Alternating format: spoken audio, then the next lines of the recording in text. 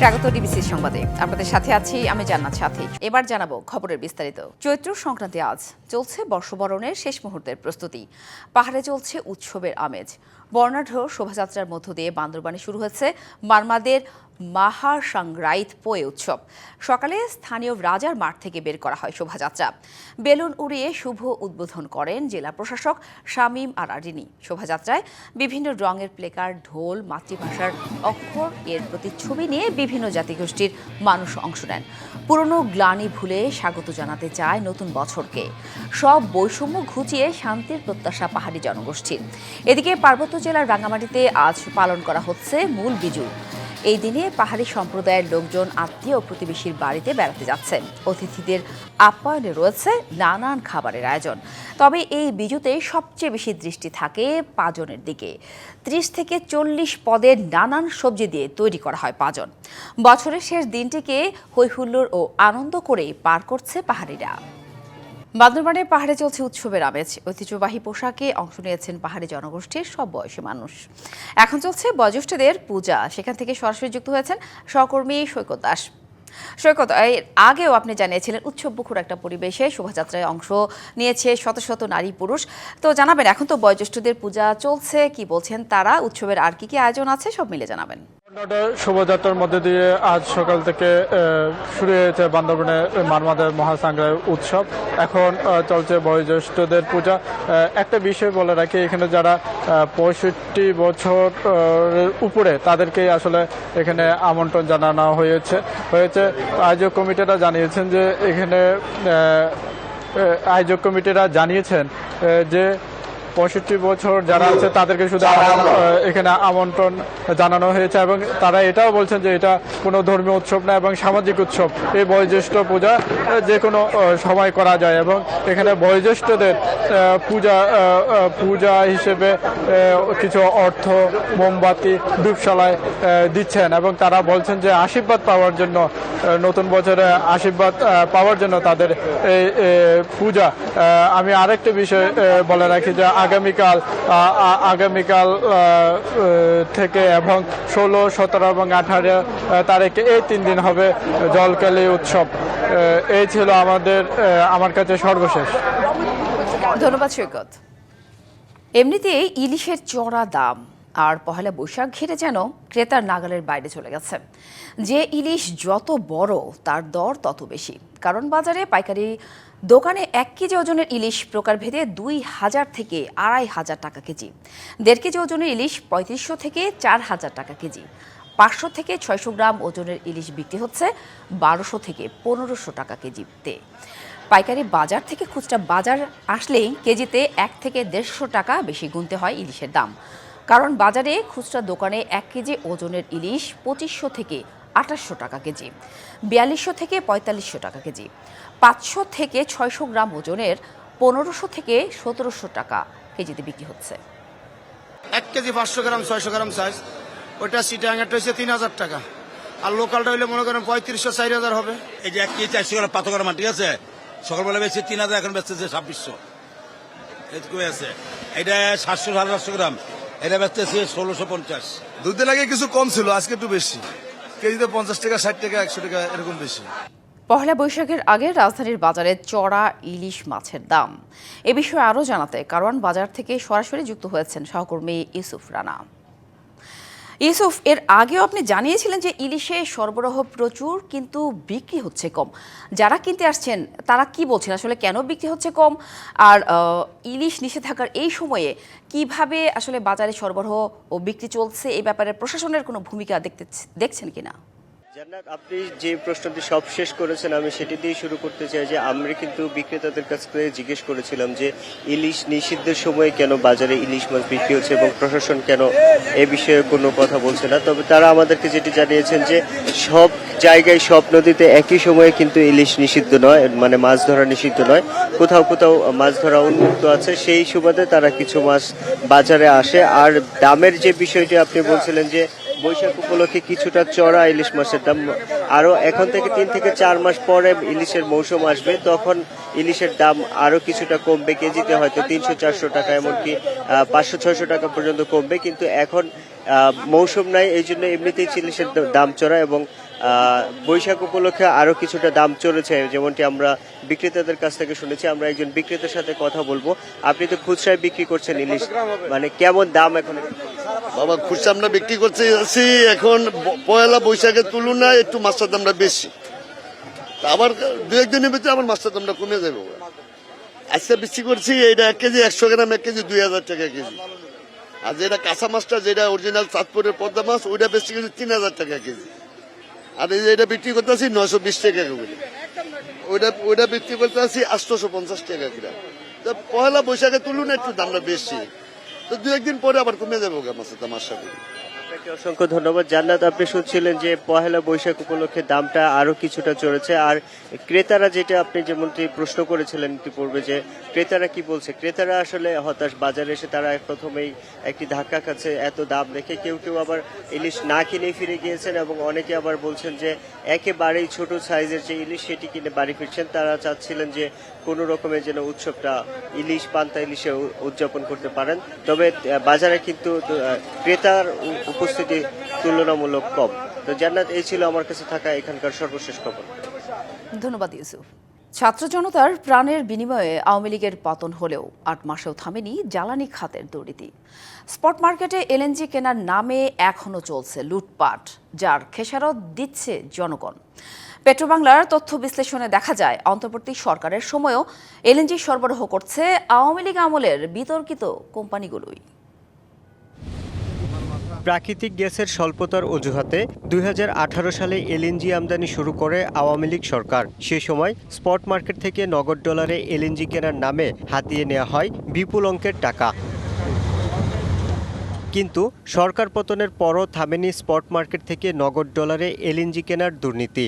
8 মাস পার হলেও দীর্ঘমেয়াদী চুক্তির বদলে অন্তর্বর্তী সরকারও এলএনজি ক্রয়ে হাঁটছে বিগত সরকারের দেখানো প্রশ্নবিদ্ধ স্পট মার্কেটের পথেই। যদিও জ্বালানি সচিব বলছেন ক্রয়ে স্বচ্ছতা আনতে জ্বালানি সরবরাহ চুক্তি যাচাই বাছাই করা হয়েছে। কাগজপত্র যাচাই বাছাই করলাম, যাচাই বাছাই করে দেখলাম যে আমাদের এখানে 27টা মতো সঠিক পাওয়া গেছে, বাকিগুলো আমরা বাতিল করে দিই।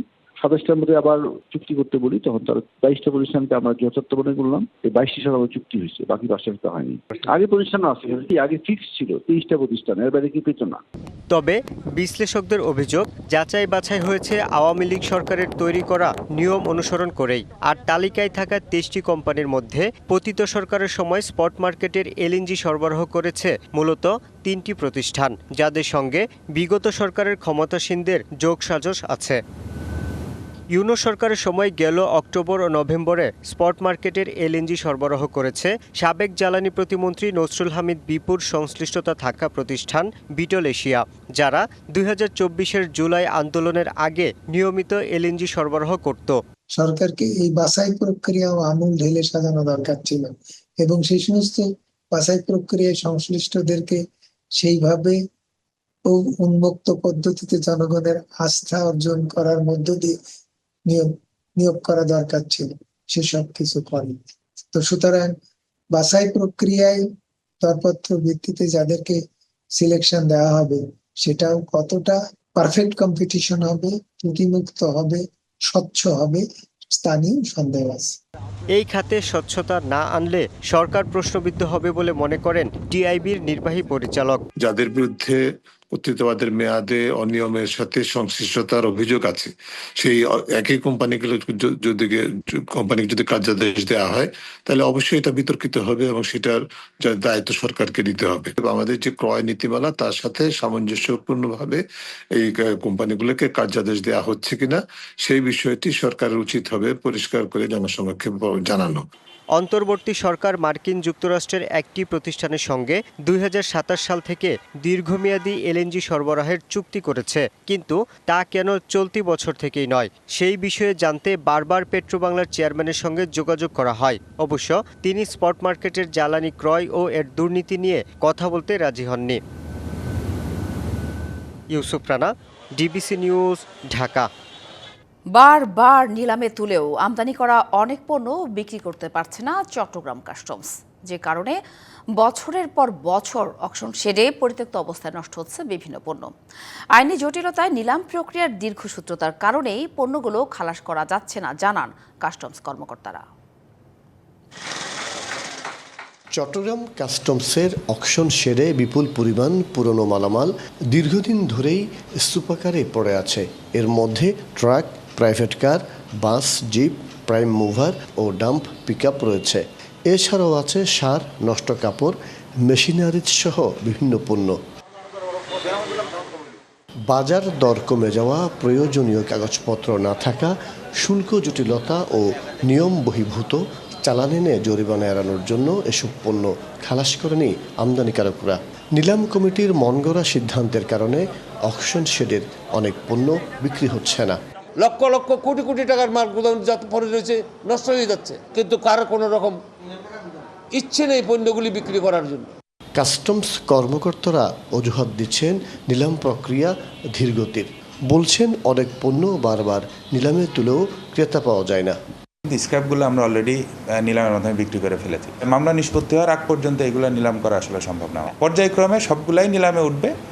পণ্যের গুণগত মানের চেয়ে বেশি দাম নির্ধারণ, কাস্টমসের নির্ধারিত দামে বিক্রি সহ নানা কারণে এসব পণ্য বিক্রি করতে পারছে না বলে জানিয়েছেন বিডাররা। মাসুদুল হক, ডিবিসি নিউজ, চট্টগ্রাম। নওগাঁর বাগানগুলোতে ঝরে যাচ্ছে আমের গুটি। বৈরী আবহাওয়া ও পোকার আক্রমণে ক্ষতিগ্রস্ত হয়েছে আমের মুকুল। এবার লাভের বদলে ক্ষতির শঙ্কা করছেন আম চাষিরা। তবুও লক্ষ্যমাত্রা পূরণের আশা কৃষি বিভাগের। নওগাঁয় বাগানের গাছে গাছে আসতে শুরু করেছে গুটি আম। চাষিরা ব্যস্ত সময় পার করছেন আমের পরিচর্যায়। তবে বৈরী আবহাওয়া আর পোকার আক্রমণে ঝরে গেছে মুকুল। লাভের আশায় নওগাঁয় এবছর আমের আবাদ হয়েছে 30,500 হেক্টর জমিতে। কিন্তু এ অবস্থায় আম চাষিরা লাভের পরিবর্তে লোকসানের আশঙ্কায়। এই মুকুলগুলো আসার পরে কিছুদিন পরে হঠাৎ করে যেমন উকুন পোকা এসে ধরে গেল। আমার 100 বিঘা বাগানের মধ্যে মনে করেন 40 লক্ষ টাকা খরচ হয়ে গেছে। 20 লক্ষ টাকাটা আমার উটা জুলুম হয়ে যাবে। তাপদাহের কারণে আমের গুটি আগে সরে গেছে অনেক, এবং আমের পার্সেন্টেজ খুবই কম। যতটুকু আছে এতটুকুর মধ্যে বিভিন্ন পোকায় আক্রান্ত। এবার খুবই পরিস্থিতি খারাপ, কারণ বাগানের কিস্তি দিতেই পারবো না। কৃষি বিভাগ বলছে কৃষককে সব ধরনের পরামর্শ দিয়ে যাচ্ছেন তারা। আশাবাদী লক্ষ্যমাত্রা পূরণের। মাটির আর্দ্রতা ধরে রাখার জন্য সেচ প্রদান, আর সম্ভব না হলে গাছে পানি স্প্রে অথবা গাছের গোড়ায় মালচিং। এতে করেও আমাদের অধিক টেম্পারেচারের কারণে যে সকল গুটি ঝরে পড়ে সেই গুটি ঝরে পড়ার হাত থেকে রক্ষা পাবে। নওগাঁয় এবার আম উৎপাদনের লক্ষ্যমাত্রা ধরা হয়েছে 4,50,000 metric ton. DBC news desk. কুমিল্লায় টমেটোর ফলন ভালো হলেও ন্যায্য দাম না পেয়ে হতাশ কৃষক।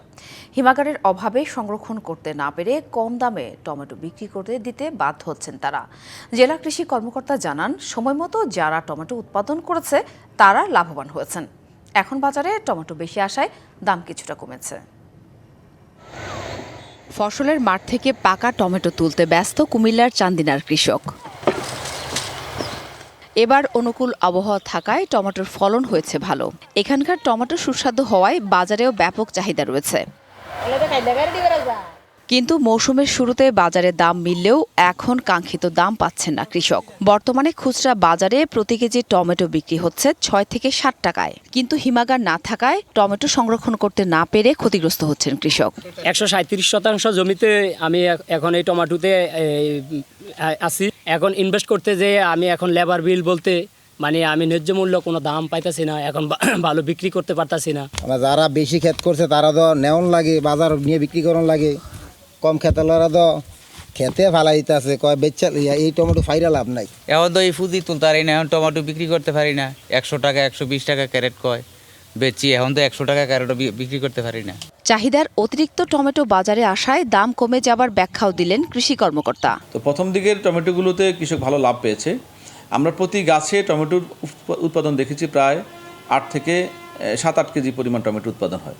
সেই হিসাবে টমেটোর কেজি এখন বাজার মূল্য কমে গেছে, কারণ হলো এখন টমেটোর উৎপাদন সব দিক থেকে আসছে এবং বাজারে যোগান অনেক বেশি। কুমিল্লায় 1891 হেক্টর জমিতে টমেটো চাষের বিপরীতে প্রতি হেক্টরে গড়ে 35 মেট্রিক টন টমেটো উৎপাদন হয়েছে। DBC news desk. এবার স্মার্টফোন, কম্পিউটার সহ অন্যান্য ইলেকট্রনিক্স পণ্যের ক্ষেত্রে কোনো শুল্ক কার্যকর হবে না বলে জানিয়েছেন মার্কিন প্রেসিডেন্ট ডোনাল্ড ট্রাম্প। এই আওতায় চীনা পণ্য রয়েছে। স্থানীয় সময় শুক্রবার এক বিজ্ঞপ্তিতে স্মার্টফোন ও কম্পিউটারের উপর নতুন এই শুল্ক কার্যকর না হওয়ার কথা নিশ্চিত করেছে যুক্তরাষ্ট্রের কাস্টমস এবং বর্ডার পেট্রোল। এতে বলা হয়, বিশ্বের অধিকাংশ দেশের উপর ট্রাম্পের আরোপিত 10% শুল্ক ইলেকট্রনিক পণ্যে কার্যকর হবে না। স্মার্টফোন ও কম্পিউটার ছাড়াও semiconductor, solar cell, memory card সহ নানা ধরনের ইলেকট্রনিক যন্ত্র ও উপাদান রয়েছে। এতে অ্যাপল, এনভিডিয়া এবং মাইক্রোসফট সহ বড় প্রযুক্তি শিল্পে স্বস্তি ফিরে আসতে পারে বলে মনে করছেন বিশেষজ্ঞরা। আগামী সপ্তাহের শুরুতেই শুল্ক ছাড়ের আরও বিশদ বিবরণ দেবেন মার্কিন প্রেসিডেন্ট।